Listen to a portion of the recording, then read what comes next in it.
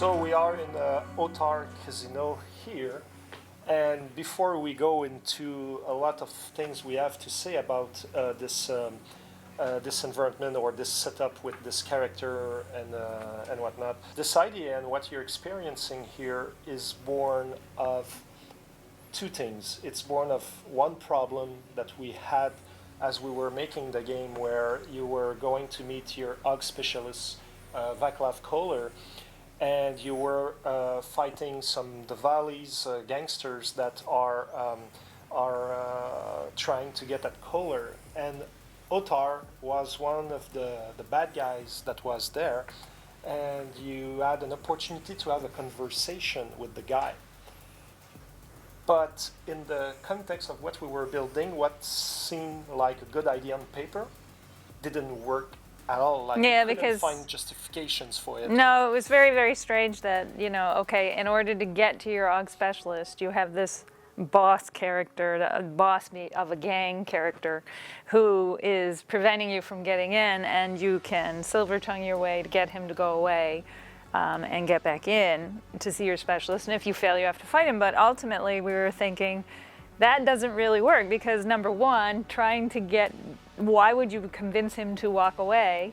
And number two, if you don't convince him, you got to kill him to get in anyway. So it wasn't really working in that context. Gameplay-wise, it was breaking the flow of the comedy. You just fought your way, or you just sneaked around, and then we forced on you this conversation, and it's like, the hell? I just sneaked my way into this office, and then you're completely breaking that and taking control away from me. Didn't work really well. And then if you fought him, then you didn't even care to have the conversation. No. People were skipping it, and it didn't flow well at all. And that's the thing. It's that we had that problem, but at that point in time, we didn't have a solution. It was still in place, and we were struggling with that. So we were continuing to build the game, and one of our processes is that as often as possible we try to play the build, we try to play the different maps and everything to see how our game experience is going, how it's flowing, how things are progressing. And a lot of times we do that together. Yes, we do that together. And there's this and one I like thing. to have the controller in my Yes, and Pat doesn't like to follow direction very well, and he just likes to explore and go off on his own. And that's the thing with Patrick. Like, if you see him walk in the corridors, he always has a controller in his hands. Or if it's not that, if he doesn't have a controller, he has a plastic cap or something. He plays with his hands. He always have to craft something. So he's a crafter, and he's a crafter of gameplay.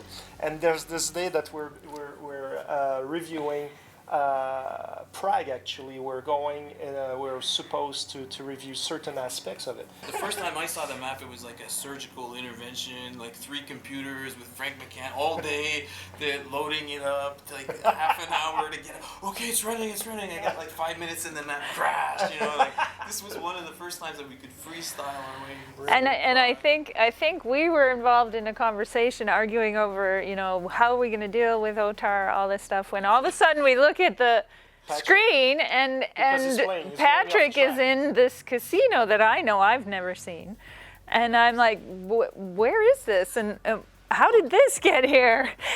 and we suddenly discovered that the level designers and the level artists had created this underground casino, and no one knew what it was for. We just knew it was something fun to explore and discover.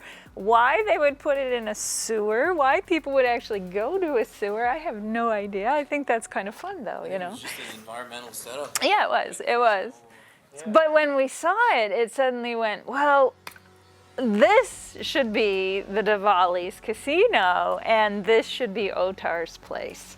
And it suddenly sparked this whole new idea about how we had to bring in the idea of going to Otar to get something that was stolen or being held wrongfully from Kohler. And that then led to this whole new side quest, side mission and side storyline that we were all arguing and talking about. And suddenly we kind of knew where to put him, and we knew how to build a debate that would work. We always liked Otar. Yeah. And I think he was a fun character. So it was like, what's the right thing about Otar? And then you started making jokes about where he could be in the hierarchy of everything.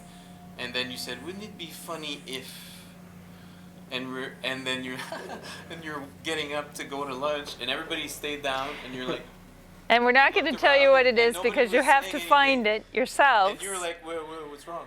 What I say? And We're everybody's computing. pondering it, and it's like, and Frank is thinking about level design, and I'm thinking about it, and you're thinking about story-wise, and then Jason is thinking about like everybody's thinking about it in terms of their department. But she's and they're hungry. like, And I'm hungry, and I only threw it out there because I thought there's no way in hell they're going to go for this. and we did. So basically, if you discover this triangle right now, it's because you stealth your way through, or you fought your way through, Or you maybe debated and won. You discussed with Otar, and maybe you came to some sort of agreement. And the way that the new debate with Otar is made, I feel you can kind of get an inkling That there's more to about come. this guy and how he thinks, and if you have an open mind, then you could maybe figure out some of the possibilities here. He's worth spending time. So depending on how you got in here, your story might not be over yet.